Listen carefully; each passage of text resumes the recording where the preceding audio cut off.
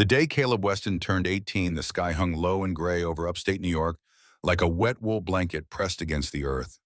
March had come in mean that year, the kind of cold that didn't howl or rage, but simply seeped into everything, patient and relentless. The last patches of snow along the curves had turned to brown slush, and the air smelled of mud and diesel and endings. He stood on the cracked concrete steps of Northwood Group Home, a brick building that had once been a textile factory, then a warehouse, then a place where the state put children nobody wanted to claim. For 6 years, those walls had been his world. Not a home, never that. Just a holding pattern, a waiting room for a life that hadn't started yet. Now it was over. The door behind him clicked shut. Not a slam, just a small final sound. Like a period at the end of a sentence nobody wanted to finish. In his hands, Caleb held two things. The first was a black trash bag containing everything he owned in the world. 2 pairs of jeans, 4 t-shirts, all of them too thin for this weather. A worn paperback copy of his mother's favorite book, the spine cracked and soft from years of handling. And a photograph in a cheap plastic frame, the four of them at a county fair squinting into summer sunlight that felt like it belonged to another lifetime. The second thing was a manila envelope, the paper already going soft in the freezing mist. Mrs. Gable had handed him both items 15 minutes ago. She was his caseworker, a woman who had processed so many aging-out cases that her voice had worn smooth, all the edges filed down to nothing. Happy birthday, Caleb. Your final disbursement is inside, $250. And this is from the county probate office, something your grandfather left you. She had said it the way someone might announce the weather. Partly cloudy, chance of rain. Your childhood is over now. Caleb hadn't seen his grandfather since he was 9 years old. Silas Weston had died a year before the accident that took his parents, which always felt like the universe had gotten the order of tragedies wrong. Silas should have been there to catch him and his sister when they fell. Instead, he was already gone, and the fall had no bottom. The envelope was thin. Whatever his grandfather had left him, it wasn't going to change anything. Probably some old photographs. Maybe a pocket knife. Something sentimental and useless. But Caleb didn't open it. Not yet. Because there was something he needed to do first. He turned and looked back at the building. The common room window was reinforced with wire mesh, the glass cloudy with age. Behind it, pressed up against the pane, was a face. Small, pale, dark hair pulled back in a ponytail that was already coming loose because Emmy never could get her hair ties tight enough. His sister was 12 years old. She had one hand pressed flat against the glass, her palm white where it touched the cold surface. Her eyes were too big for her face the way they always got when she was trying not to cry. She had gotten good at that over the years. They both had. The rules were clear. No prolonged emotional displays during transitions. It was disruptive to the other residents. It created attachment issues. It made things harder for everyone. So they couldn't say goodbye. They couldn't hug. They couldn't make promises they weren't supposed to keep. They could only look at each other through the glass. Caleb raised his own hand and pressed it against the air, an invisible pain between them, even though he was standing outside. He held it there for a long moment, his chest so tight he could feel his heartbeat in his throat. Emmy's lips moved. He couldn't hear her through the window, but he knew what she was saying. Come back for me. He nodded once. Just once. A promise made in silence. Then he turned and walked away. Because if he stood there any longer, he would walk back up those steps and pound on that door and do something that would get him arrested and would help no one. The cold bit through his thin jacket. His sneakers were worn through at the soles, and he could feel the wet seeping up from the slush with every step. The bus station was 10 blocks away. He had walked it twice before during approved outings memorizing the route. You learned to memorize escape routes when you grew up in the system. You learned to always know where the exits were, even when you had nowhere to go. $250. That was his inheritance from the state of New York. 18 years of childhood, 6 years in their care, and this was the severance package. It was enough to buy a week in a motel room that rented by the hour. It was enough to starve slowly instead of quickly. It was enough to prove that the system had technically done its job. The bus station was a low brick building that smelled of disinfectant and stale coffee. The fluorescent lights buzzed overhead, casting everything in a pale greenish glow. A few other travelers sat on the hard plastic benches, their faces blank with the particular exhaustion of people going nowhere in particular. Caleb found a seat in the corner, away from the others. He set his trash bag on the floor between his feet and finally opened the manila envelope. Inside was a single sheet of legal paper dense with small print. The letterhead read, Harlan Finch, Attorney at Law, with an address in a town Caleb had never heard of somewhere deep in the Catskill Mountains. He had to read the letter 3 times before the words started making sense. His grandfather had left him something in his will. Not money, not photographs, land. Specifically a 2.5-acre parcel of unincorporated property in the mountains. The letter called it Lot 7B. There was no road access, no utilities, no well or septic system, just raw land with a single structure on it, described in the documents as a surplus military shelter condition unknown. To claim the deed, Caleb would need to appear in person at Mr. Finch's office and pay the outstanding property taxes and transfer fees. The total amount due was $5. Caleb stared at that number for a long time. $5. He could buy a sandwich for $5, a cup of coffee and a day-old donut, a single ride on a bus going somewhere else. $5 for 2.5 acres of land. There had to be a catch. Land didn't cost $5.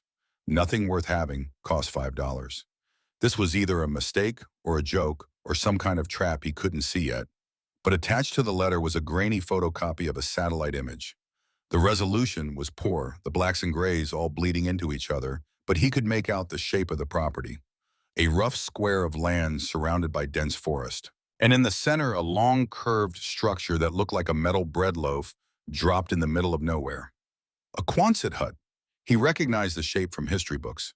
Those corrugated steel half-cylinders that the military had used for everything from barracks to storage. After the wars, they had been sold off cheap, scattered across rural America, to serve as barns and workshops and shelters for people who couldn't afford anything better. This one looked abandoned. Even in the blurry photograph, he could see how the forest was creeping in around it, the trees pressing close like they were trying to take it back. A piece of junk on a piece of worthless land. That's why it cost $5. It was a liability, not an asset. Probably contaminated. Probably falling apart. Probably more trouble than it was worth. His first instinct was to throw the letter away, crumple it up and toss it in the trash can by the vending machines. He needed to focus on survival. He needed to find a job, find a room, start saving money so that in 6 years when Emmy aged out of the system, she wouldn't be standing on those same steps with nothing but a trash bag and a useless promise. 6 years. That was how long he had to build something from nothing. The bus schedule on the wall showed a departure in 40 minutes. South toward the city, toward the shelters and the day labor offices and the anonymous grind that everyone said was waiting for kids like him. He had heard the statistics. 60% of aged-out foster youth experienced homelessness within 4 years. The odds were not in his favor, but the letter wouldn't leave his mind. $5. It was the price of a cup of coffee, the price of giving up before he even started. Caleb pulled the photograph out of his trash bag, the one from the county fair, his mother and father young and sunburned and happy in a way that felt impossible now. Little Emmy on his father's shoulders, her face sticky with cotton candy. And in the background, slightly out of focus, a tall man with silver hair and work-rough hands. Silas Weston. His grandfather had been a quiet man, not cold, just economical with words. He worked with his hands his whole life, first as a stonemason, then as a carpenter. He smelled of sawdust and pipe tobacco. He had taught Caleb how to tie a proper knot, how to read a compass, how to tell if wood was dry enough to burn. He had not been a man who played jokes. He had not been a man who did things without reason. So why this? Why leave his grandson a worthless piece of land in the mountains? Why make him come claim it for $5 instead of just giving it to him outright? Caleb looked up at the departure board. The bus to the city was boarding now. Gate 3, last call. But there was another bus on the board, a different route heading north and west into the mountains. One of its stops was a town he recognized from the lawyer's letterhead. He had a choice. The first real choice he had been allowed to make in 6 years. He could go south toward the expected future. The shelters, the struggle, the slow grinding down of hope. Or he could go north toward a mystery, a piece of land that cost less than lunch, a rusted metal hut in the middle of the woods. Caleb stood up. His legs felt unsteady, like the floor was tilting beneath him. He walked to the ticket counter, the trash bag slung over his shoulder. "One ticket to Millbrook Station," he said. The woman behind the counter didn't look up. $22. He peeled the bills from his envelope. $228 remaining. Not enough to build a life, but maybe enough to find out why his grandfather had left him this particular puzzle. The bus pulled out of the station at 11 in the morning. Caleb sat by the window, his forehead pressed against the cold glass, watching the city fall away behind him. The landscape changed slowly at first, then all at once. The strip malls and parking lots gave way to bare trees and brown fields. The hills grew steeper. The sky seemed to drop lower, pressing down on the winding road. Snow still clung to the shadows here, stubborn white patches that refused to surrender to spring. The other passengers were mostly older, their faces weathered by years of hard work and harder winters. No one spoke to him. No one asked where he was going or why. In small towns like these, people knew how to mind their own business. They knew that sometimes a young man on a bus had reasons he didn't want to share. Caleb was grateful for the silence. It gave him time to think. But mostly he thought about Emmy, about her hand pressed against the glass, about the way her lips had moved, forming words he could only see, not hear. Come back for me. He would, somehow. He didn't know how yet, but he would. The bus made stops in towns that barely qualified as towns, a gas station with a general store attached, a cluster of houses around a church with a white steeple, places where time moved differently, where the seasons mattered more than the calendar. By mid-afternoon, they reached Millbrook Station. It wasn't really a station, just a covered bench beside the road where the bus driver let him off. The town itself was a quarter-mile up a steep hill, a collection of brick buildings and wooden storefronts that looked like they had been there for 100 years and planned to stay 100 more.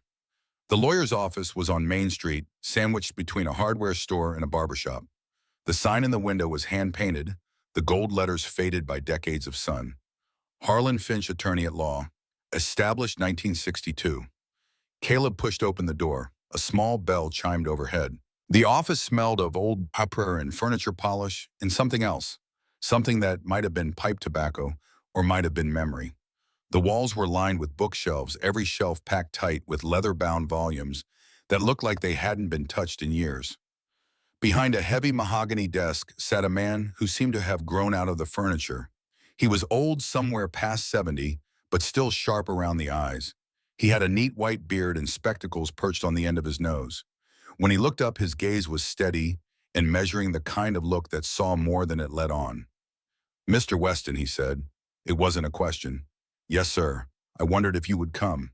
He gestured to a chair across from the desk. "Please, sit." Caleb sat. The chair was old leather, cracked but comfortable.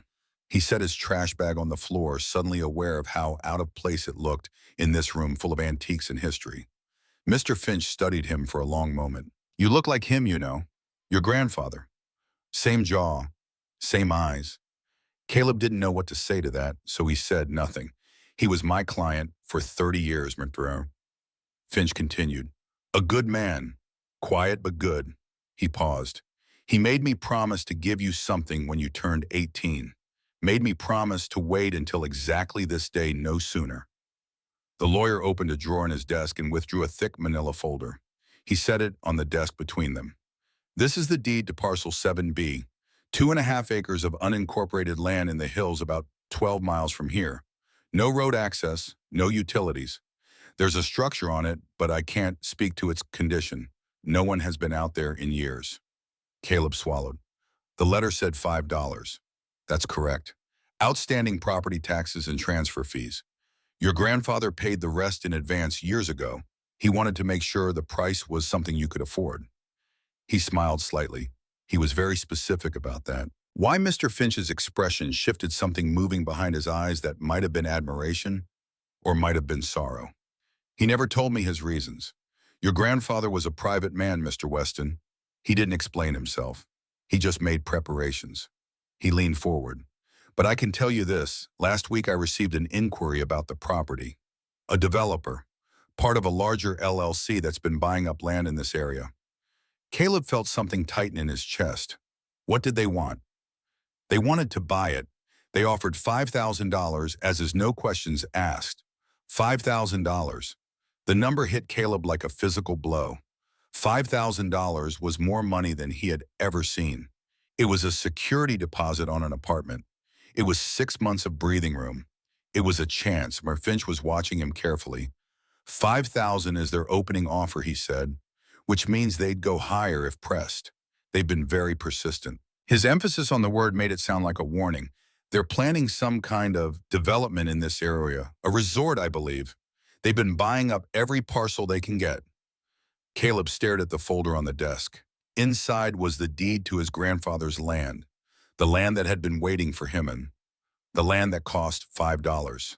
5,000 would change everything. He could get a place to live. He could start saving for Emmy. He could, but something stopped him. His grandfather had made this happen, had planned it for years, had paid the taxes in advance, had specified that Caleb receive it on his 18th birthday, not before. There had to be a reason. "I'm not selling," Caleb said. The words came out before he had fully decided to say them. But once they were spoken, they felt right. They felt like the first solid ground he had stood on in years. Mr. Finch's expression didn't change, but something in his eyes shifted. A small spark of what might have been approval. "Very well." He slid a pen across the desk. "Sign here and here." Caleb signed. His handwriting looked shaky like a child's scrawl, but it was his name, his decision, his. Mr. Finch stamped the documents and slid something else across the desk. A key, large, iron, old-fashioned, the kind of key that belonged to another century. It was covered in a fine layer of rust, but the metal beneath was solid.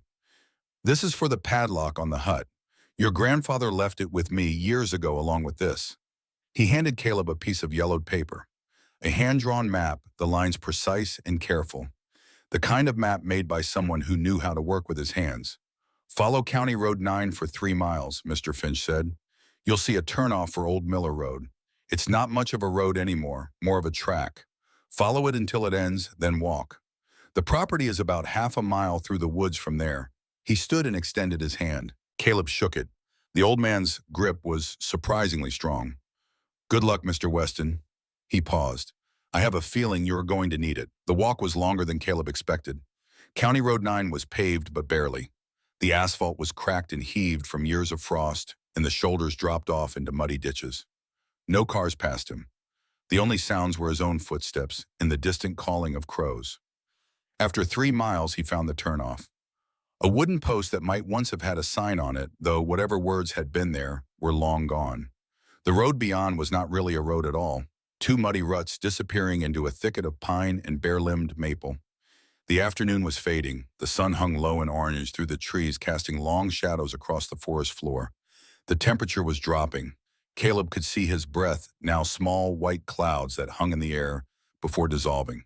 He should turn back, find a motel in town. Come back in the morning when he could see where he was going. But something pulled him forward. Some stubbornness he didn't know he had, or maybe something his grandfather had put there years ago in those summers, when Caleb was small and the world still made sense. "You finish what you start, boy." That's what Silas used to say. Doesn't matter if it's hard. Doesn't matter if you're tired. You finish what you start. Caleb kept walking. The track grew narrower, the ruts shallower, until finally it disappeared altogether into a tangle of brush and fallen branches.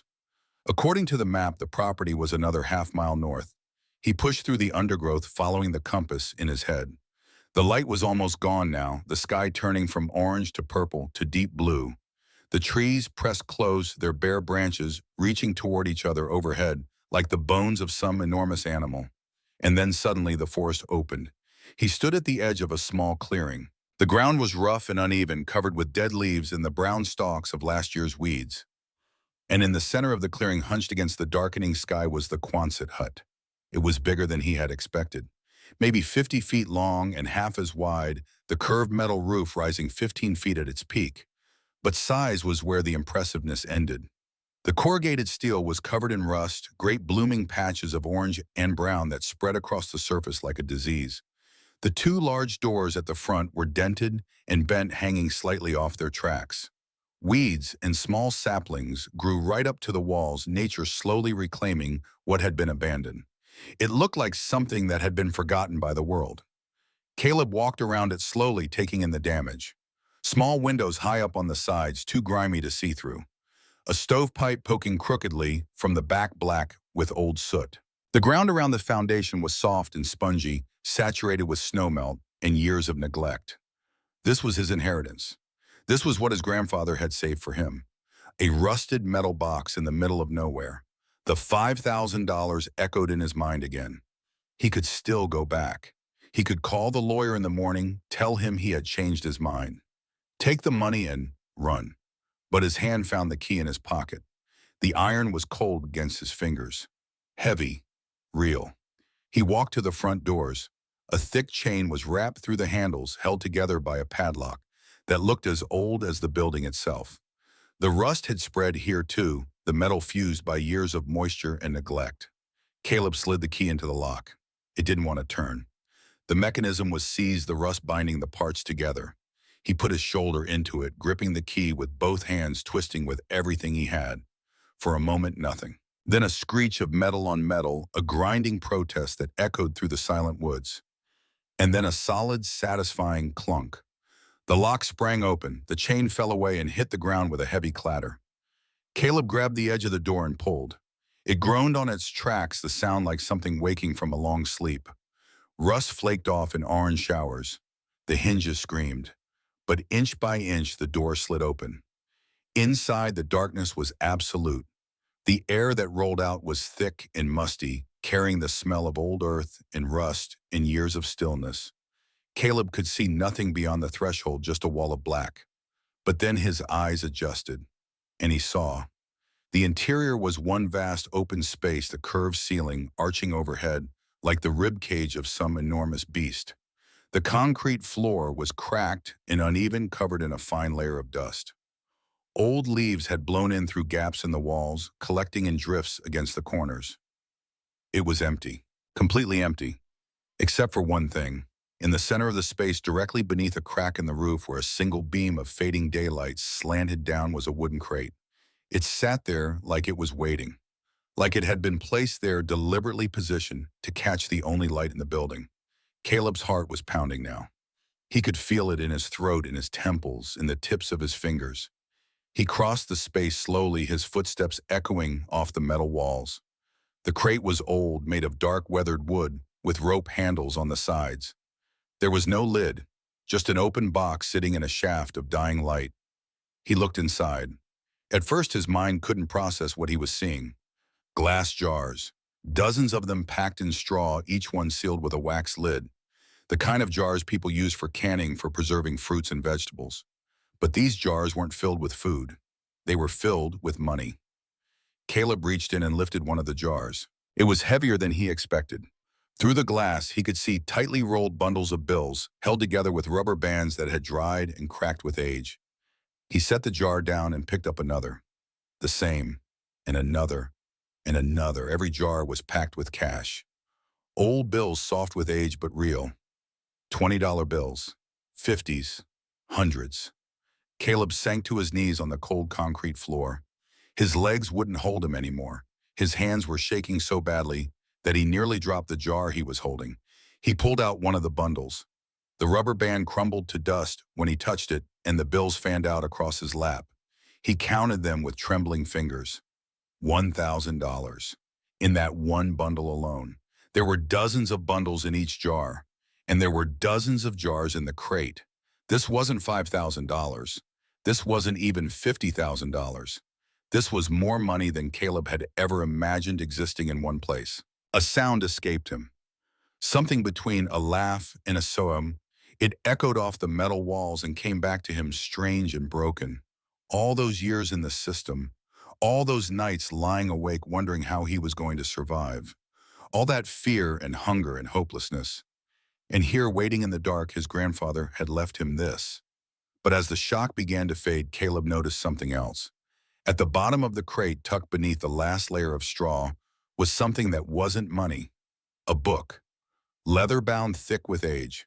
The cover was worn smooth by years of handling, and embossed in faded gold letters was a name. Silas Weston, his grandfather's journal. Caleb lifted it carefully as if it might crumble at his touch. The leather was soft and warm, holding the memory of hands that had held it before. He opened it to the first page, but it wasn't a journal entry. It was a letter. The handwriting was neat and precise, the kind of penmanship they didn't teach anymore. The script of a man who worked with his hands and took pride in everything he did, and it was addressed to him. Dear Caleb, if you are reading this, it means you turned 18. It means you survived. It means you were strong enough to make it this far, and it means you didn't take the easy money from those developers. I knew you wouldn't. You have your mother's heart, but you have my stubbornness. That's a good combination for the road ahead. This place probably doesn't look like Ma, and the money in that crate is for you and your sister, every penny. It's everything I saved over my whole life. I sold the house after your grandmother passed. I lived cheap. I wanted you both to have a foundation, something the world couldn't take away. But here's the important thing, boy. The money is the least valuable thing I'm leaving you. The most important thing is underneath. Do you remember what I taught you about building a house is only as good as its foundation? Get that right and everything else follows. Get it wrong and nothing you build on top will ever stand. This hut, this land, this is your foundation. Not the money, not the walls. What's beneath them? They'll come for it. The developers, the men in suits, they'll offer you more than you've ever seen. They'll make it seem like the smart choice, the easy choice. Don't listen.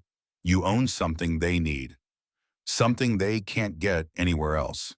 And as long as you hold on to it, you hold the cards. Find what I left you. It's all there in the foundation. And when you figured it out, when you understand what you really have, then you'll know what to do. I believe in you, boy. I always have. Build something good. Your grandfather, Silas Caleb, read the letter 3 times. Then he read it again. The foundation. He looked at the concrete floor beneath him. Cracked, uneven, ordinary. But his grandfather had been a stonemason, a man who knew how to build things that lasted, a man who knew how to hide things in plain sight. There was something here, something beneath the surface. Caleb stood up, his legs still unsteady. The light from the crack in the roof was almost gone now, the last rays of sunset fading into twilight. Soon it would be dark, and he had no flashlight, no supplies, no plan. But he had the letter, he had the money, he had a roof over his head, however rusted and broken, and he had his grandfather's final challenge. Find what I left you. It's all there in the foundation. Caleb looked around at the vast empty space, at the curved metal walls and the cracked concrete floor and the crate full of money that could change his life. Then he looked at the photograph still clutched in his hand, the one from the county fair, his mother and father, little Emmy on her father's shoulders. And in the background, slightly out of focus, a tall man with silver hair and work-rough hands. A man who had been planning this moment for years. A man who had built a fortress in the wilderness for a grandson he knew would need one. Come back for me, Emmy's silent words, her hand pressed against the glass. I will, Caleb whispered to the empty hut, to the darkness, to the ghost of the man who had left him this impossible gift. I promise. Outside, the last light faded from the sky. The forest went dark and quiet. And somewhere in the mountains, a young man sat in a rusted metal shelter, surrounded by more money than he had ever seen, holding a letter from a dead man and a promise he didn't know how to keep. But he would learn, because that's what his grandfather had taught him. You finish what you start. Doesn't matter if it's hard. Doesn't matter if you're tired. You finish what you start. The first night was the longest of Caleb's life. He didn't sleep, not really. The cold was too deep, too persistent, creeping up through the cracked concrete floor and seeping down from the metal ceiling until his whole body felt like it had been carved from ice. He had found a pile of old canvas tarps in a corner, stiff with age and smelling of mildew, and wrapped himself in them like a cocoon. But the cold found its way through every gap, every fold. The darkness was absolute. No street lights, no distant glow of a city on the horizon. Just blackness, so thick it felt solid, pressing against his eyes like a physical weight. The only sounds were the wind outside rattling the metal walls and the occasional creak of the old structure settling on its foundation. He lay there in the dark, shivering, listening to his own heartbeat. The money was still in the crate. He had counted enough to know it was real, to know it was more than he could comprehend. But he hadn't touched it since reading his grandfather's letter. It felt dangerous somehow. Too much too fast. A secret that could burn everything down if he wasn't careful.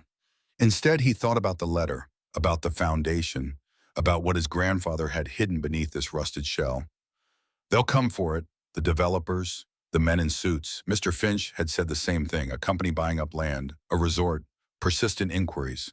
$5,000 had seemed like a fortune this morning. Now Caleb understood it was an insult. They knew something, they wanted something, and they thought he was just another disposable kid who would take the easy money and disappear. They were wrong. When the first gray light of dawn crept through the crack in the roof, Caleb was already awake. His body ached from the cold and the hard floor.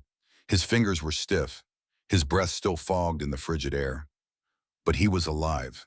He had made it through the night, and now he had work to do. The first priority was survival.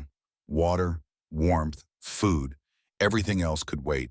He spent the morning exploring the property in daylight. The land was rough and overgrown, but he could see the bones of something deliberate beneath the neglect. A clearing that had once been larger. The remnants of an old fence line, the posts rotted to stumps. A path worn into the earth that led away from the hut toward the east. He followed the path and found what he was looking for. A stream maybe 20 feet wide, running fast and clear over a bed of smooth stones. The water was cold enough to make his teeth ache when he cupped it in his hands and drank, but it was clean. It tasted like snowmelt and pine needles in survival. He spent an hour hauling water back to the hut in an old bucket he found behind the building, the handle rusted but still solid. 6 trips, enough to fill every container he could find, enough to know he wouldn't die of thirst. Next was warmth. The wood stove in the back of the hut was ancient, a cast iron beast covered in years of dust and cobwebs. The stovepipe was crooked, the joints loose, the whole assembly looking like it might collapse if he breathed on it wrong. But when Caleb got down on his knees and looked inside, he found the firebox was intact. No cracks, no holes, just surface rust and neglect. His grandfather had been a careful man. He wouldn't have left a faulty stove. Caleb spent the rest of the morning cleaning it. He found a wire brush in a toolbox beneath the tarp pile, the bristles stiff with age but still functional. He scrubbed the rust from the firebox, tightened the joints on the stovepipe, swept out years of accumulated ash and debris. Then he went outside and found deadfall. Branches brought down by winter storms, dry and brittle and perfect for burning. He dragged them back to the hut, broke them into manageable pieces with his hands and feet, and built a fire in the belly of the old stove. The match was from a pack he had found in the toolbox. The sulfur tips faded, but still viable. He struck it against the rough metal of the stove once, twice, 3 times. The flame caught. He fed it carefully, nursing the small fire with dry leaves and twigs until it grew strong enough to accept larger pieces. The wood crackled and popped. Smoke rose through the crooked pipe, and slowly and possibly, the vast metal cavern of the Quonset hut began to warm. Caleb sat beside the stove with his hands extended toward the heat, feeling the blood return to his fingers, feeling the ice in his bones begin to thaw. This was the first thing he had built here, the first victory. There would be more. The town was a 3-hour walk each way. Caleb made the trip that afternoon, arriving at the hardware store just as the sun began its descent toward the western ridge. The store was called Brewer's Supply, the name painted on a wooden sign that hung crooked above the door. Inside, it smelled of metal and oil and the particular mustiness of a place that had been selling the same inventory for 50 years. The man behind the counter matched the store. He was somewhere past 60 with a weathered face and hands that had done real work. His hair was gray and thin, his eyes sharp beneath heavy brows. He wore a flannel shirt and suspenders, and he looked at Caleb the way you might look at a stray dog that had wandered in from the cold. "Help you." His voice was gravel and smoke. Caleb had made a list during the walk. He pulled it from his pocket, the paper already soft from handling. "I need an axe, a bow saw, tarps for patching a roof, a camp stove, a sleeping bag, buckets, rope." The old man didn't move, just kept looking at Caleb with those sharp eyes. "That's a lot of gear for someone walking in from nowhere." Caleb met his gaze. "I'm fixing up a place, out on the old Miller Road." Something shifted in the man's expression. A flicker of recognition quickly suppressed. The Weston place, it wasn't a question. Caleb nodded. The old man was quiet for a long moment. Then he pushed himself up from his stool and came around the counter. "Name's Gus Brewer. This is my store." He didn't offer to shake hands, and Caleb didn't ask. They moved through the aisles together, Gus pulling items from shelves and in hooks with the efficiency of a man who knew exactly where everything was. An axe with a hickory handle, the head sharp and oiled, a bow saw with new teeth, a heavy canvas tarp, a propane camp stove in a battered cardboard box, a sleeping bag rated for 20 below. Caleb watched the prices add up in his head. He had taken $300 from the crate, carefully selected bills that didn't look too old or too new. But even that might not be enough. When they reached the register, Gus tallied the items on an old mechanical cash register, the keys clacking with each entry. $247. Caleb pulled out the bills. His hands were steady, but his chest was tight. This was almost everything he had brought with him. But Gus held up a hand. "I knew your grandfather." The words hung in the air between them. He used to come in here back when he was working on that place. Never talked much, just bought what he needed and went on his way. Gus paused, his eyes distant with memory. He was a good man, built things right, built things to last. Caleb didn't know what to say, so he said nothing. 200 even, Gus said finally. "Consider the rest a welcome to the neighborhood discount." Caleb nodded once. "Thank you." "Don't thank me." Gus handed him the receipt. "Just don't make me regret it." Caleb carried the supplies back to the hut in 2 trips, making the second journey in darkness, with only the moon and his memory of the path to guide him. By the time he finished, his legs were shaking with exhaustion and his shoulders ached from the weight. But the hut was warm when he returned. The fire had held. The sleeping bag was thick and soft against his skin. He slept better that second night. Not well, but better. And when he woke, he got back to work. The days blurred together after that.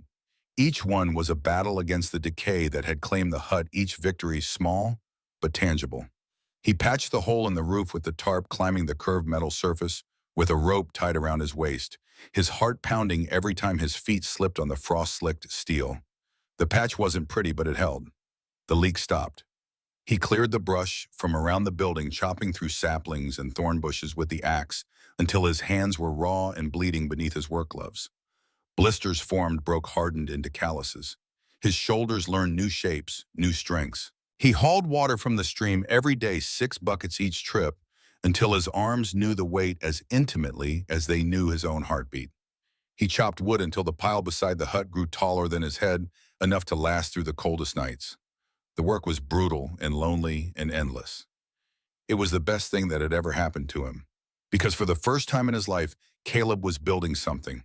Not following someone else's rules, not waiting for someone else's permission, building.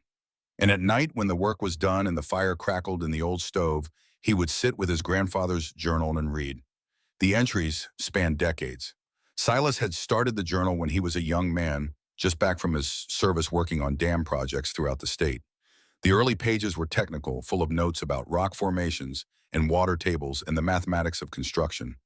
But as the years went on, the entries became more personal. There were passages about Caleb's grandmother, about the house they built together, about the joy and sorrow of a long life. And there were passages about Caleb himself. The boy has good hands, steady, patient. He doesn't rush. Most kids his age can't sit still long enough to learn anything, but Caleb watches. He listens. He understands that some things take time. Caleb remembered the summer his grandfather had written about. He had been 9 years old, spending 2 months on the farm while his parents worked. Silas had taught him how to split wood, how to read the grain, how to swing an axe so that the weight did the work instead of your muscles. A man is measured by what he builds, not by what he says. That's what Silas used to tell him. Anyone can talk, anyone can make promises, but building something that lasts, something real, that's rare, that's worth something. Caleb had forgotten those words. Years in the system had ground them out of him, replacing them with the hard arithmetic of survival. But now, alone in the wilderness with an axe in his hand and his grandfather's voice in his ears, he remembered. And he kept building. 3 weeks after arriving at the hut, Caleb made his first call to Emmy. He walked to town in the early morning, the frost still thick on the ground. There was a payphone outside the general store, an ancient relic that somehow still worked. He had memorized the number for the phone in the hallway near Emmy's room at Northwood. She would be waiting. She always waited. The phone rang twice before she picked up. Caleb. Her voice was small, thin, with distance and fear. It's me, May. The nickname slipped out before he could stop it. Their mother had called her that. May for Emmy because when she was born in May, and their father had wanted to name her after the month, but their mother had insisted on something more traditional. So Emmy, it was but May for short. Where are you? Are you okay? They won't tell me anything. They just say you aged out, but I know there's more. I know, hey. Caleb kept his voice steady, calm. I'm okay. I'm good, actually. Better than good. She was quiet for a moment, processing. You found the place, I found it. He couldn't help the smile that crept into his voice. It's real, Emmy. It's a real place. I've got a roof over my head and a stove for heat and more land than I can even see from one end to the other. Is it nice? Caleb laughed. The sound surprised him. He hadn't laughed in months. No, it's a disaster. The roof leaks, the walls are rusted, and there's no electricity or running water. It's the worst place I've ever seen. Oh, her voice fell. But I'm fixing it. Every day I'm fixing it. And when it's done, Emmy, when I've got it right, he had to stop, his throat suddenly tight. I'm going to come get you. I'm going to bring you home. Silence on the line. Then very quietly, promise, I promise. He could hear her breathing, could picture her standing in that dim hallway with the phone pressed to her ear, her two big eyes full of something that might have been hope. I believe you, she said finally. I'll wait. I know you will. Caleb. Yeah, build it strong. Okay, build it strong enough for both of us. I will, Emmy. I will. He hung up the phone and stood there for a long moment, the cold wind cutting through his jacket. The weight of that promise settled on his shoulders heavier than any load he had carried. 6 years. That's how long until she aged out. 6 years to build something worth coming home to. He started walking back toward the hut. The car appeared on a Tuesday. Caleb was on the roof securing a new section of patching over a weak spot he had found near the back. He heard the engine before he saw it, a low purr that didn't belong to these woods, these rutted mountain roads. He climbed down and walked around to the front of the hut just as the car emerged from the tree line. It was black and sleek, the kind of vehicle that cost more than most people made in a year. The chrome gleamed even in the pale winter light. It looked wrong here, a creature from another world. The car stopped at the edge of the clearing and a man got out. He was tall and lean-dressed in a dark overcoat that probably cost as much as the car. His hair was silver at the temples, swept back from a face that was handsome in a practiced way, like he had spent years perfecting the arrangement of his features. He picked his way across the muddy ground, his expensive shoes squelching with each step. When he reached Caleb, he stopped and then looked up at the Quonset hut, his expression carefully neutral. Mr. Weston, I presume. His voice was smooth, cultured, the kind of voice that belonged in boardrooms and country clubs. But there was something underneath it, something cold. Who's asking? The man smiled. It didn't reach his eyes. Warren Prescott, I represent Ridgeline Development Corporation. He reached into his coat and produced a business card, offering it with a practiced flourish. We've been trying to reach you. Caleb didn't take the card. I don't have a phone, so I've discovered. Prescott tucked the card back into his pocket, unbothered. That's why I thought I'd pay you a personal visit. See the property for myself. He looked around at the clearing, at the rusted hut, at the muddy ground. Quite a project you've got here. What do you want? Prescott's smile widened slightly. Direct. I appreciate that. He clasped his hands behind his back, a gesture that managed to be both casual and threatening. I'll be equally direct. My company has been acquiring properties in this area for a development project. A resort community. Very high-end. The kind of place that will bring ease and investment to this region. Good for you. The point is, Mr. Weston, your property sits right in the middle of our planned development area. He gestured vaguely at the surrounding forest. We've already acquired most of the adjacent parcels. Your land is the final piece of the puzzle. Caleb said nothing, just waited. We'd like to make you an offer. Prescott reached into his coat again, this time producing a folded document. $25,000. Cash. As is no inspections, no contingencies. You sign today, the money hits your account by Friday. $25,000. Caleb felt the number hit him the same way $5,000 had hit him in Mr. Finch's office. But this time he was ready for it. This time he understood what it meant. They were scared. If the land was really worthless, they wouldn't be here. They wouldn't be sending a man in a $2,000 coat to negotiate with an 18-year-old kid in muddy work boots. There was something here, something valuable. And they were trying to steal it from him before he figured out what it was. No, the word hung in the cold air between them. Prescott's smile flickered. I'm sorry, I said no. This land isn't for sale. For a long moment, neither of them spoke. Something moved behind Prescott's eyes, something that might have been anger quickly suppressed. I think you should reconsider. His voice was still smooth, but the warmth had drained out of it. 25,000 is a very generous offer for a piece of property like this. No utilities, no access, just a rusted hunk of metal that should have been condemned years ago.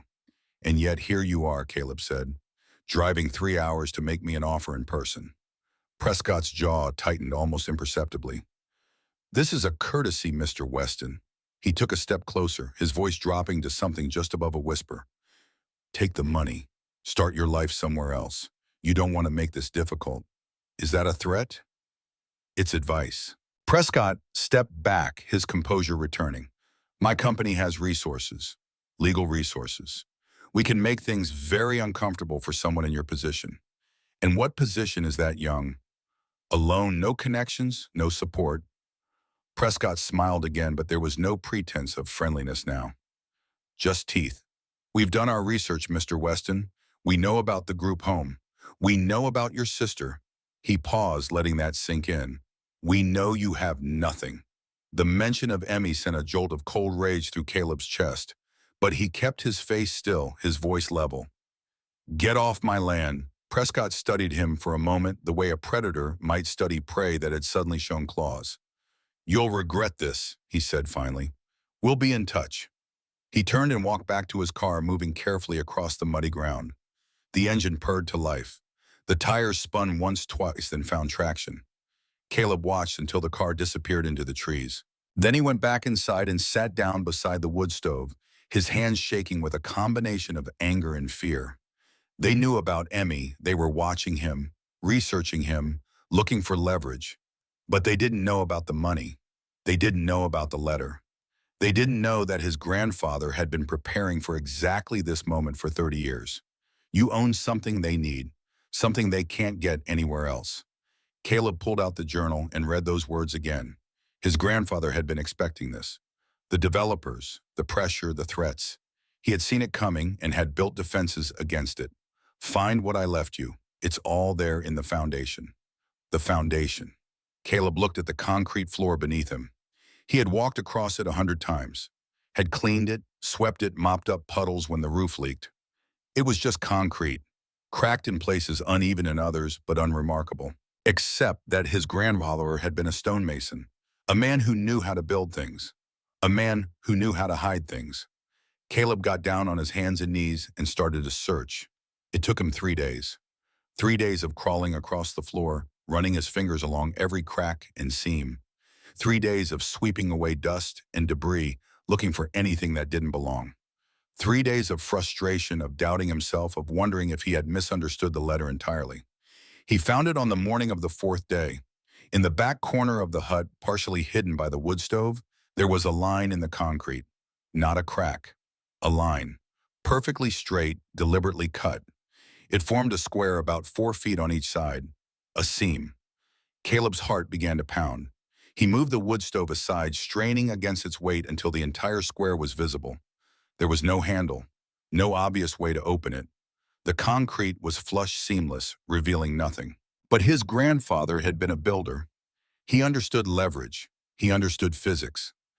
Caleb found a long piece of timber, a leftover from his roof repairs. He wedged it into the seam at one edge and pushed down. At first, nothing. The concrete didn't budge. He adjusted his grip, found a better angle, and pushed again. Harder this time. A grinding sound, the scrape of stone against stone, and then slowly and possibly, the edge of the concrete slab began to rise. It was a counterweight system, pushed down on one side and the other side lifted. Simple, elegant, and hidden in plain sight. The slab tilted up, revealing a dark square hole in the foundation. A ladder made of iron rebar descended into the blackness. Caleb grabbed his flashlight and climbed down. The space below was small, maybe 8 feet square. The walls were made of fieldstone fitted together with the precision of a master craftsman. The air was cold and dry, smelling of deep earth and old secrets. In the center of the chamber, on a stone pedestal, was a heavy metal lockbox, and beside it, sealed in a glass jar to protect it from moisture, was a letter. Caleb opened the jar with trembling fingers and unfolded the paper. Caleb, if you found this, you were paying attention. Good man. I built this hut for a reason, not just to hide the money, not just to give you a roof. I built it on this exact spot because of what's under it. When I was a young man, I worked on a geological survey team for the state. We mapped this whole region looking for resources, for weaknesses in the bedrock, for anything that might matter someday. Most of what we found was ordinary, shale and granite, good for building, not much else. But there was something else, something they didn't want people to know about. Under this ridge running for miles in every direction, there's an aquifer, a deep underground reservoir of some of the purest spring water in the entire state. The survey was buried classified by people who wanted to control the information. I was just a worker. I wasn't supposed to remember. But I remembered. This land, your land, sits directly on top of the main reservoir. The water rights for this parcel were never separated from the deed because nobody knew the water was there. You don't just own 2.5 acres of dirt, son. You own the water underneath it, all of it. Caleb read the letter 3 times, his mind struggling to absorb what it meant. Water. The developers weren't trying to build a resort on worthless land. They were trying to build a resort that needed water. Massive amounts of water. Golf courses, swimming pools, hotels, landscaping. And the only source for miles around was directly beneath his feet. That's why they were so persistent. That's why they were willing to pay $25,000 for a rusted hut on land with no utilities. They needed what he had, and they couldn't get it anywhere else. Caleb opened the lockbox. Inside, carefully organized and preserved, were documents. Geological surveys with official stamps. Water table measurements. Maps marked with the location of the aquifer. And a legal opinion dated 15 years ago from a water rights specialist. The owner of Parcel 7B controls access to the Millbrook Aquifer. Any commercial extraction of groundwater in this region would require either the purchase of the property or a negotiated agreement with the landowner. His grandfather had been planning this for decades, finding the land, buying it cheap, paying the taxes, documenting everything, building the hut directly over the access point, all of it waiting for Caleb, waiting for this moment. A week later, Prescott came back. This time he didn't come alone. A second car followed his, this one carrying 2 men in suits who looked like lawyers. They set up a table in the clearing, spread documents across it, and waited while Prescott approached the hut. "Mr. Weston?" His tone was different now, harder. "We need to talk." Caleb stepped outside, wiping his hands on a rag. He had been installing a new window frame, one he had built himself from salvaged lumber. "Talk." Prescott smiled thinly. "We filed a petition with the county. Your structure doesn't meet code. It's a blight on the landscape." He gestured at the rusted walls. "Under eminent domain provisions, the county can seize the property for public use. The county hasn't shown any interest in this land for 30 years. Things change." Prescott's smile widened. "New developments bring new priorities. We've been very generous with the county commissioners. I'm sure they'll see reason." Caleb felt the fear rise in his chest, but he pushed it down. His grandfather's letters were burned into his memory now. Every word, every warning. "You're bluffing." Prescott's expression flickered. "Excuse me, you don't want this to go to court. Because if it goes to court, there'll be discovery. Documents. Surveys." He paused, watching Prescott's face carefully. "Records." The developer's smile faltered for just a moment. "Not long, but long enough. I don't know what you think you found. I know exactly what I found." Caleb kept his voice level steady. "I know why you want this land, and it's not for a resort." Silence stretched between them. The lawyers at the table had stopped shuffling papers. Everyone was watching. Prescott's mask slipped back into place, but something had changed behind his eyes. Calculation. Reassessment. "What do you want?" "Nothing you're willing to give." Caleb turned and walked back toward the hut. "So get off my property, and don't come back without a warrant." He didn't look back, didn't wait to see them leave. Just went inside and sat down beside the stove, his hands trembling. He had called their bluff, for now. But they would be back, with lawyers, with paperwork, with whatever weapons they could find. He needed to be ready. That night, Caleb read his grandfather's second letter. He had found it in the lockbox beneath the surveys and legal documents. A separate envelope, sealed with wax, his name written on the front in Silas's careful hand. Caleb. By now you've met them. The developers, the men in suits, the ones who think they can take whatever they want because they have money and lawyers and connections. They're not evil, most of them, just greedy. They see an opportunity and they take it. That's how they're built. But you're built different. I knew it when you were 9 years old sitting on my porch watching me work. Most boys would have gotten bored, would have wandered off to play, but you sat there for hours watching my hands learning the patterns. You understood that some things are worth waiting for. Don't let them bully you, son. They'll try. They'll offer you money that sounds like a kingdom. They'll threaten you with lawyers and lawsuits and words you don't understand. But you have what they need, not the other way around. Remember that. And remember what I taught you about building. A foundation isn't just concrete and stone. It's patience, it's planning. It's understanding that the work you do today is for a future you can't even see yet. You're building that future now. For yourself, for your sister. Make it strong enough to hold you both. I believe in you. Always have. Silas Caleb folded the letter and put it back in its envelope. Through the small window he had installed that morning, he could see the stars emerging one by one in the darkening sky. The same stars his grandfather had watched from this same spot decades ago. The fire crackled in the stove. The walls, for all their rust and age, held steady against the wind. He had survived the first assault, but the war was just beginning. Tomorrow he would go to the library in town. He would learn about water rights. He would learn about easements and surveys and all the legal weapons his enemies might use. And he would prepare. Because 6 years was a long time, and Emmy was waiting. I'm building it, Caleb whispered to the darkness, to his grandfather's ghost, to his sister, 60 miles away. I'm building it strong. And then he closed his eyes and let the warmth of the fire carry him towards sleep. Outside, the wind picked up, rattling the metal walls, but the foundation held. It always would. Spring came slowly to the mountains. The snow retreated inch by inch, revealing brown earth and last year's dead leaves. The stream ran higher, swollen with meltwater, roaring over the stones where it had whispered before. The days grew longer, the light lingering later into the evening, and the birds returned, filling the forest with sounds that Caleb had almost forgotten existed. He had been on the land for 3 months now. The Quonset hut no longer looked like something abandoned. The rust was still there, would always be there, but beneath the decay was structure, purpose, life. He had framed interior walls, creating separate spaces where there had been only emptiness. A bedroom for himself, small but private. A larger room beside it, still unfinished, waiting. Emmy's room. He had measured it twice, made sure it would catch the morning light through the window he planned to install. The kitchen area had a proper counter, now built from planks he had salvaged from a collapsed barn 3 miles down the road. He had sanded them smooth over the course of 2 weeks, his hands cramped and aching every night, until the wood glowed with a warmth that seemed to come from inside. A real floor was taking shape. Not concrete, but wood. Salvaged oak, each board carefully fitted and nailed into place. It wasn't finished, but the sections that were done felt like home when he walked across them. The work never stopped. Every day brought a new task, a new problem to solve. But Caleb had discovered something in these months of labor. He was good at this. The knowledge surprised him. In the group home, he had been average.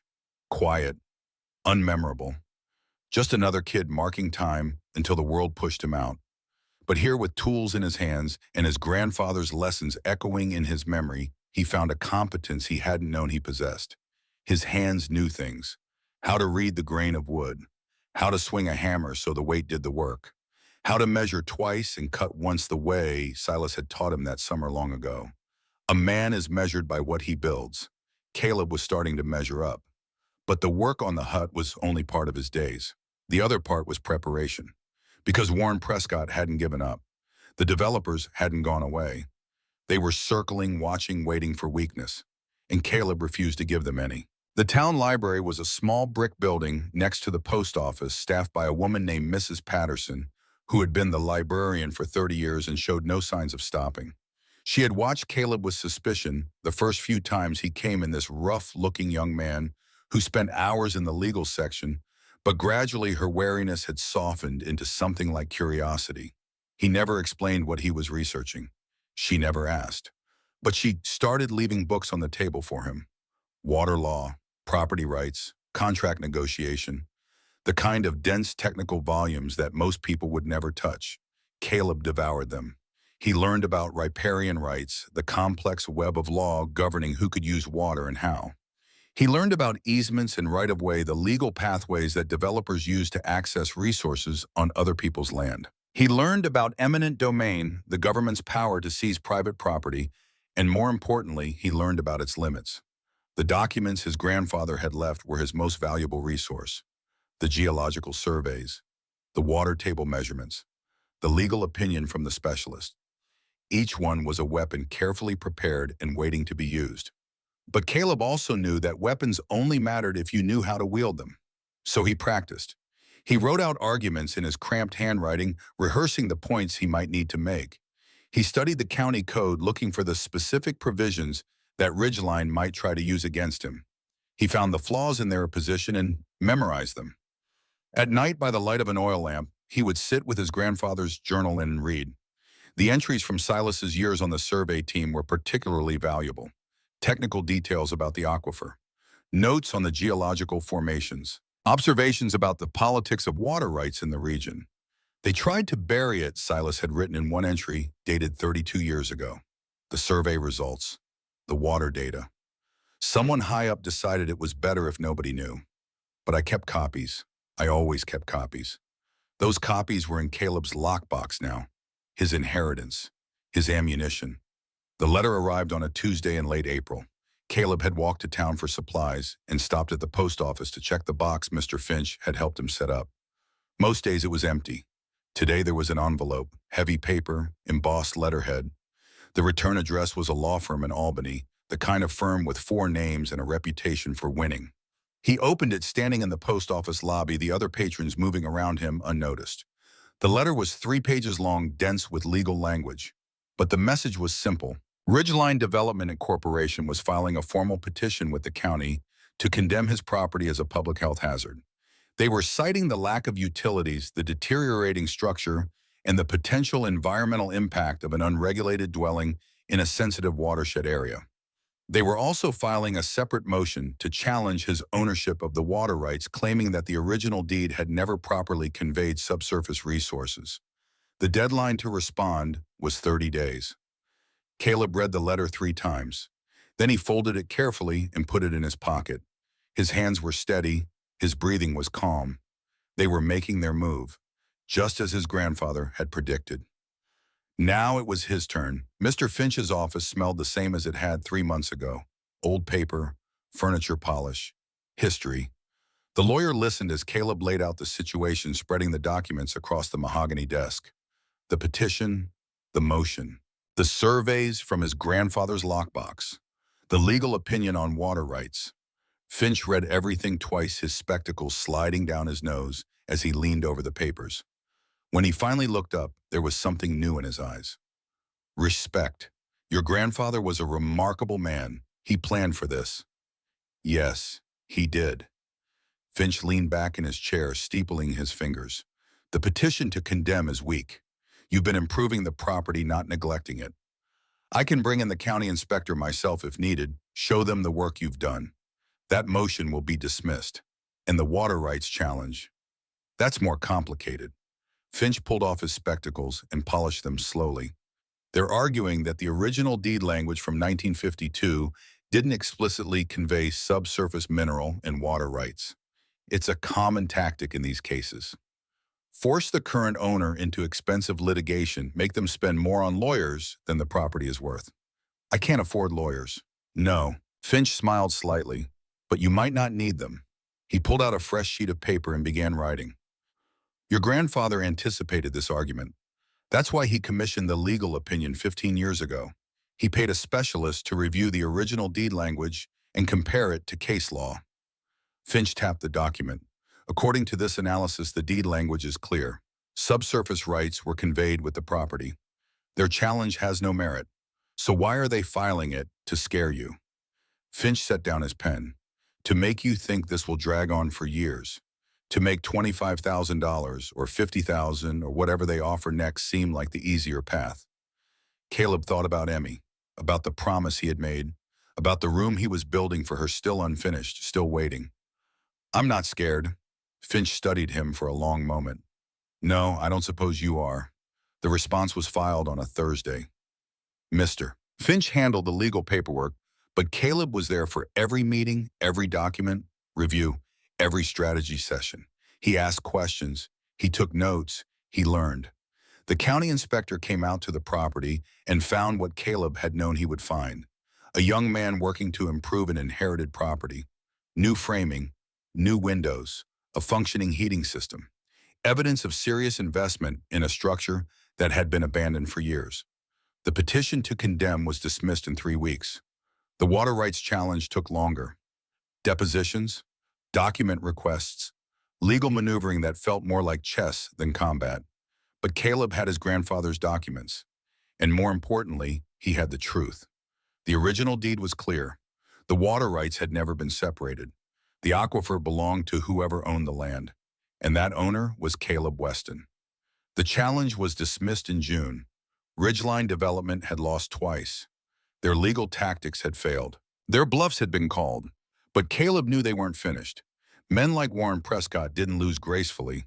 They regrouped. They found new angles. They came back harder. The next move would be different. It was. The letter arrived in July, not from a law firm this time, from Ridgeline Development directly. Prescott's signature was at the bottom.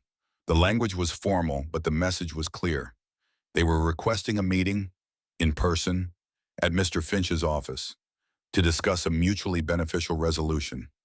No lawyers from their side, just Prescott and a representative from the parent company. Caleb read the letter standing in the summer sunshine, the warm breeze carrying the scent of pine and wildflowers. They wanted to negotiate. That meant they were getting desperate. The meeting was set for a Wednesday afternoon in late July.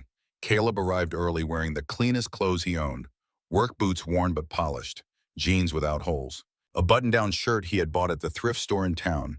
He looked like what he was, a young man who worked with his hands, a young man who had something they wanted. Prescott arrived exactly on time, accompanied by a woman Caleb hadn't seen before. She was older than Prescott, silver-haired and sharp-eyed, with the bearing of someone who made decisions that cost millions of dollars. Mr. Finch made introductions. The woman's name was Victoria Cross. She was the CEO of the parent company that owned Ridgeline Development. They sat across from each other in Finch's conference room, a heavy oak table between them like a battlefield. Prescott looked different than he had at their last meeting.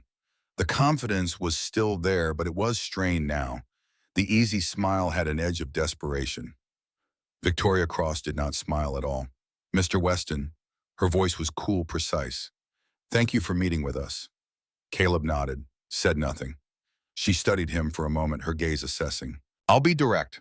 Our project has been delayed significantly due to the uncertainty surrounding your property. We've invested considerable resources in this development. We need access to a reliable water source to move forward. That's not my problem. No, she allowed a thin smile. But I'd like to make it your opportunity. She slid a document across the table. $250,000 for the property and all associated rights. A clean sale. You walk away with enough money to start a new life anywhere you want. Caleb didn't touch the document. He let it sit there between them. $250,000, more money than most people would see in a decade, more than enough to get Emmy out, to start over somewhere else, to leave all of this behind.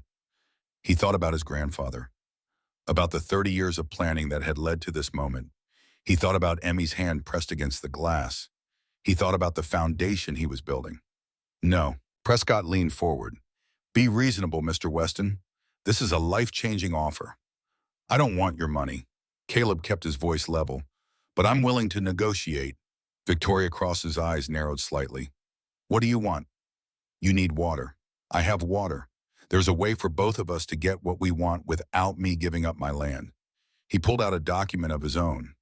He had written it by hand, then had Mr. Finch review and type it properly. It was 4 pages long. Every word was deliberate. I'm proposing a lease agreement, Caleb said. Not a sale. You get access to the water you need. I keep my land. They read the document. He watched their faces. The terms were specific. A 99-year lease on water extraction rights, with Caleb retaining ownership of the land and the aquifer itself. An annual payment based on the volume of water extracted, and a list of requirements. Ridgeline would pay for the drilling and installation of a commercial-grade well and pump system. They would cover all costs of connecting the property to the electrical grid. They would pay for the construction of a proper road accessing the property. And there was one more requirement, a community water trust, Caleb said, funded by Ridgeline, administered by a local board. Residents of this county get priority access to water at reduced rates, in perpetuity. Prescott's face had gone red. This is extortion. No, this is negotiation. Caleb met his gaze steadily. I have something you need. You have resources I need. We can make a deal, or we can keep fighting in court. Your choice. Victoria Cross was still reading the document. Her expression had shifted from skepticism to something harder to identify. You wrote this yourself with help. Mr. Finch and I worked on the language, but the terms are mine. She set the document down and looked at him. Really looked the way his grandfather used to look at a piece of wood before deciding what to make of it. How old are you, mister? You. Weston, 18. She was quiet for a long moment. You understand that this agreement would make you a very unusual kind of landowner. You'd have ongoing obligations, legal responsibilities. You'd be tied to this property for the rest of your life, I understand. And you're prepared for that, Caleb thought about Emmy, about the room waiting for her, about the foundation he had built with his own hands. This is my home. Victoria Cross nodded slowly. Then she picked up a pen. We'll need to review this with our legal team, make some adjustments to the language, but the framework is acceptable. Prescott's head snapped toward her. Victoria, this is the deal, Warren. She didn't look at him. We've wasted enough time and money fighting a battle we were never going to win. It's time to move forward. Caleb felt something shift in his chest. Not triumph, something quieter. The feeling of a door opening onto a future he had barely dared to imagine. The final agreement was signed 6 weeks later. The lawyers had made their adjustments. The language had been refined. But the core terms remained exactly as Caleb had proposed. Ridgeline got their water, Caleb kept his land, and the community of Millbrook got something they hadn't had before, a voice in how their resources were used. The drilling began in September. Caleb watched from his porch as the heavy equipment rolled down the new gravel road, the road he had negotiated for the road that connected his property to the outside world. Electricity followed. Real power, not the generator he had been using. He ran wires through the walls he had framed, installed switches and outlets, worked by the light of real bulbs for the first time since arriving. The money started coming too. Monthly payments into an account Mr. Finch had helped him set up. Not a fortune, but steady, reliable, enough to live on, enough to save, enough to prepare for what came next. The letter to the family court was sent in October. Caleb had written it himself, then had Mr. Finch review it for legal language. It was a petition for guardianship, for Emmy. The response came in November. A hearing date, January 15th. Caleb read the letter standing on his porch, the first snow of winter dusting the trees around him. The Quonset hut at his back was warm and solid smoke curling from the stovepipe into the gray sky. 4 months. He had 4 months to prepare. He went back inside and got to work. The room had to be perfect. Caleb spent December finishing Emmy's space. The window he had promised installed to catch the morning light. The walls painted a soft yellow, the color of the dress she had worn in that photograph from the county fair. A bed frame he built himself, the joints tight and solid, the wood sanded smooth. He made a bookshelf, a small desk, a chair that was just the right height for a 12-year-old girl. Every nail, every board, every careful measurement was an act of hope. At night, he would sit in the finished room and imagine her there, reading, sleeping, being safe, being home. The hearing was set for 10 in the morning.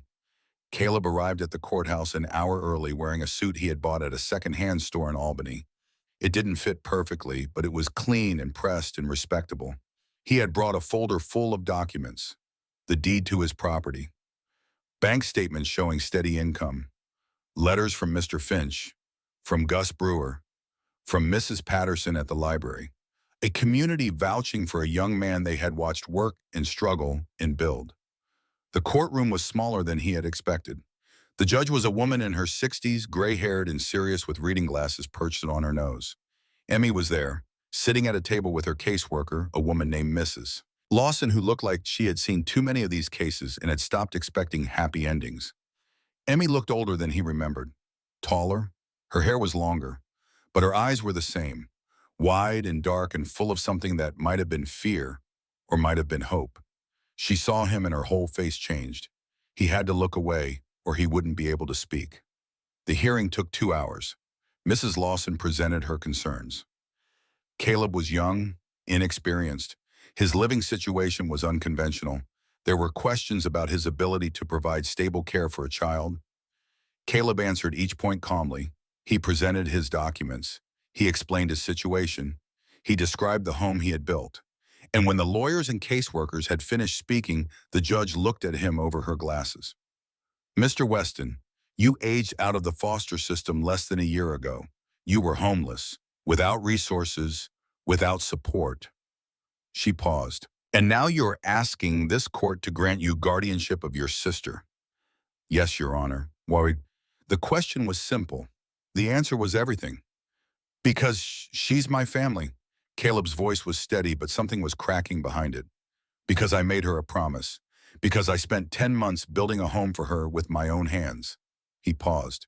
Because I know what it's like to have nobody, and she deserves better than that. The courtroom was silent. The judge studied him for a long moment. I've reviewed your file, Mr. Weston. I've read the letters from your community.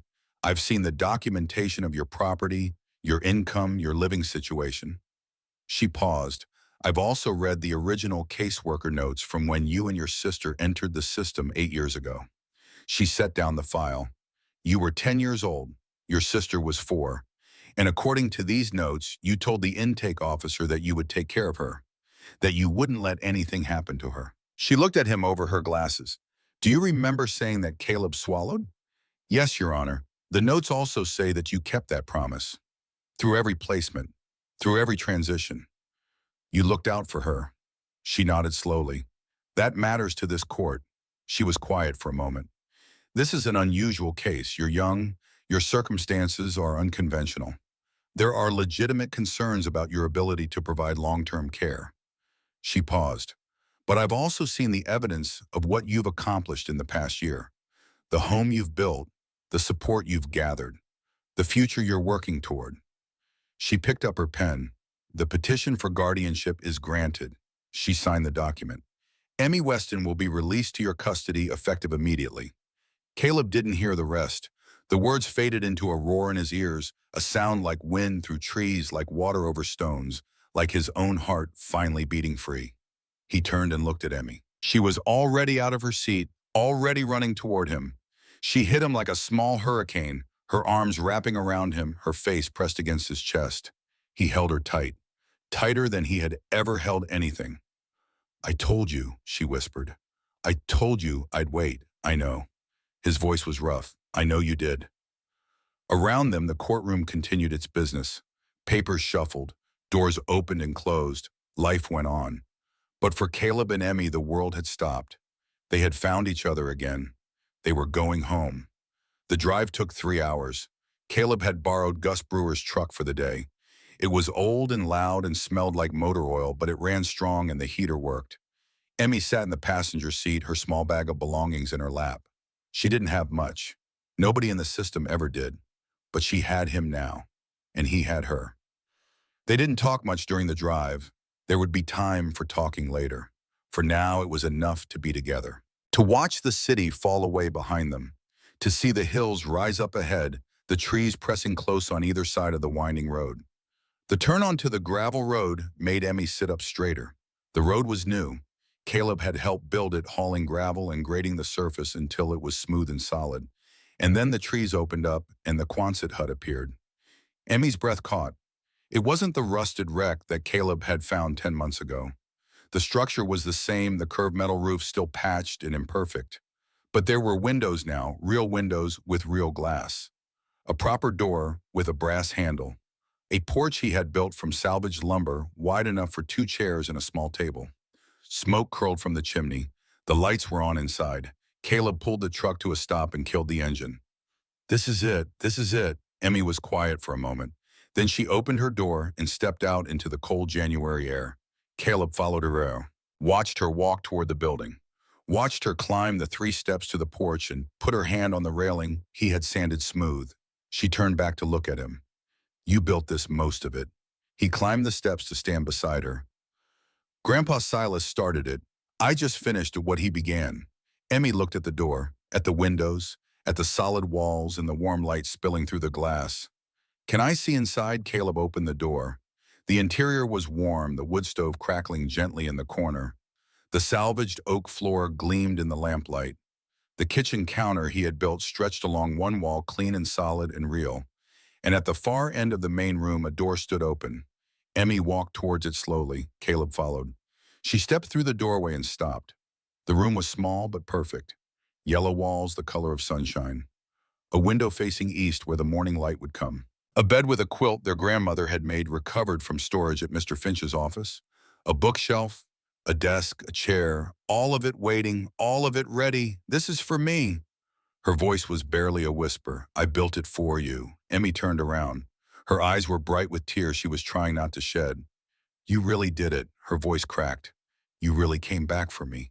Caleb knelt down so they were eye to eye. I promised, didn't I? She threw her arms around his neck and held on tight. They stayed like that for a long time. The fire crackling, the wind murmuring outside, the foundation solid beneath them. Home at last. That night they sat on the porch together, wrapped in blankets, watching the stars emerge one by one in the clear winter sky. The cold was sharp but clean, carrying the scent of pine and wood smoke. In the distance, an owl called. Another answered. Caleb Emmy's voice was soft. Yeah, tell me about Grandpa Silas. Caleb was quiet for a moment, gathering memories. He was a builder. Like me, I guess. Or like I'm learning to be. He worked with his hands his whole life. Stone walls, wooden cabinets, houses that would last 100 years. He paused. He taught me things. When I was young, how to hold a hammer, how to read the grain of wood, how to build something that would stand. Do you remember him a little? Caleb smiled. He smelled like sawdust and pipe tobacco. He didn't talk much, but when he did, he meant every word. And he had this saying he used to tell me all the time. What was it? A man is measured by what he builds, not by what he says. Emmy was quiet for a moment. Then she leaned her head against his shoulder. He'd be proud of you. Caleb felt something loosen in his chest. A knot he hadn't known was there finally coming undone. I hope so. They sat in silence, watching the stars wheel overhead. He thought about the journey that had brought him here. The bus station, the $5 deed, the rusted hut, and the hidden money and the letters from a man who had been planning for this moment for 30 years. He thought about Prescott and Victoria Cross and the battle that had seemed so impossible until he won it. He thought about the foundation. Not just the concrete and stone beneath the building, but the other kind. The kind you build with patience and planning and love. His grandfather had laid the first stones, had prepared the way, had left everything Caleb needed to build something lasting. And now it was Caleb's turn. His turn to add to the foundation. His turn to build something worth passing on. The wind picked up, rattling the metal walls, but inside the fire held steady. The warmth held. The foundation held. Emmy's breathing had slowed. She was asleep against his shoulder, her small body relaxed and trusting. Caleb looked up at the stars one more time. Thank you, he whispered. To his grandfather. To the land. To whatever force in the universe had brought him to this moment. Then he gathered his sister in his arms and carried her inside. The Quonset hut was warm and quiet. The fire crackled low. The wooden floor he had built with his own hands creaked softly under his feet. He laid Emmy in her bed, tucked the quilt around her shoulders, and stood watching her for a moment. She was home. Really home. For the first time since their parents died. And so was he. Caleb walked to the window and looked out at the night. The stars, the trees, the land that was his now. The future spreading out ahead like an unwritten story. His grandfather's voice echoed in his memory. Build something good. I will, Caleb promised. I will. He turned away from the window and went to sit by the fire. The heat soaked into his bones. The silence wrapped around him like a blanket. Outside, the wind died down. The trees went still. The night held its breath. And in a rusted metal hut on a piece of land that had cost $5, a young man and his sister slept safely for the first time in years. The foundation held them both. It always would.